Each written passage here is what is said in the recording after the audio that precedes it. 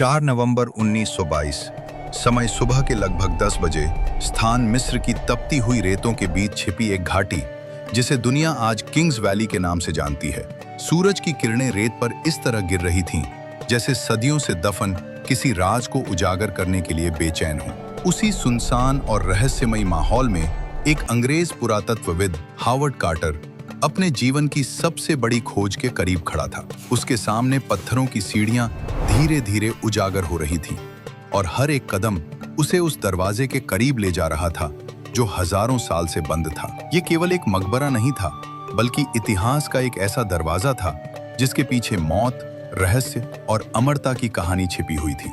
जैसे ही उस दरवाजे को खोला गया, अंदर की हवा ने बाहर आकर जैसे चेतावनी दी कि यह स्थान अब भी जीवित है, अपने रहस्यों के साथ। दीवारों पर बनी चित्रलिपियां, सोने से जड़े हुए ताबूत और अंधेरे में चमकती हुई वस्तुएं यह साबित कर रही थीं कि यह कोई साधारण कब्र नहीं थी। ये था युवा फराओ टुटानखामुन का मकबरा, जिसे प्राचीन मिस्र के लोग देवता के समान मानते थे। उसकी मम्मी सोने के ताबूत में सुरक्षित ऐसे रखी थी जैसे वह अब भी अपने अगले जीवन की प्रतीक्षा कर रहा हो।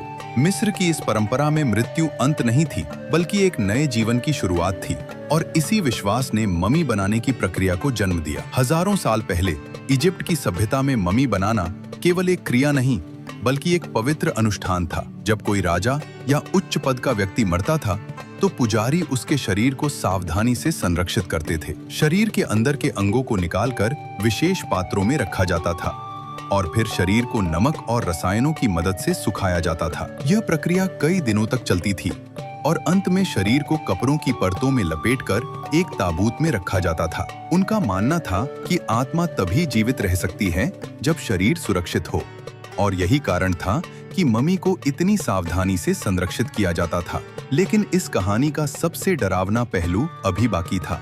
जैसे जैसे हावर्ड कार्टर और उसकी टीम उस मकबरे के अंदर आगे बढ़ी, एक अजीब सी बेचैनी उनके चारों ओर फैलने लगी। कुछ ही समय बाद इस खोज से जुड़े लोगों के साथ अजीब घटनाएं घटने लगी।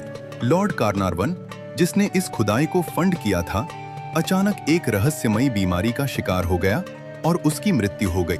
इस घटना ने दुनिया भर में एक नई कहानी को जन्म दिया, जिसे ममी का श्राप कहा जाने लगा। लोगों का मानना था कि जिसने भी इस पवित्र मकबरे को छेड़ा, उसे इसकी कीमत चुकानी पड़ेगी। रात के समय जब रेगिस्तान की हवाएं उस घाटी से गुजरती थीं, तो ऐसा लगता था जैसे वे किसी पुराने राज को फुसफुसा रही हों। अंधेरे में खड़ी उन विशाल मूर्तियों की परछाइयां और दीवारों पर उकेरी गई आकृतियां एक ऐसा माहौल बना देती थीं जो आज भी रोंगटे खड़े कर देता है। ममी केवल एक संरक्षित शरीर नहीं थी, बल्कि वह एक कहानी थी, एक ऐसे युग की कहानी जहां मृत्यु को भी हराने की कोशिश की गई थी। समय बीतता गया, लेकिन इस खोज का रहस्य कभी पूरी तरह खत्म नहीं हुआ। वैज्ञानिकों ने इसे तर्क और प्रमाणों से समझाने की कोशिश की, लेकिन कुछ सवाल आज भी अनुत्तरित हैं। क्या ममी का श्राप वास्तव में मौजूद था, या यह केवल एक संयोग था?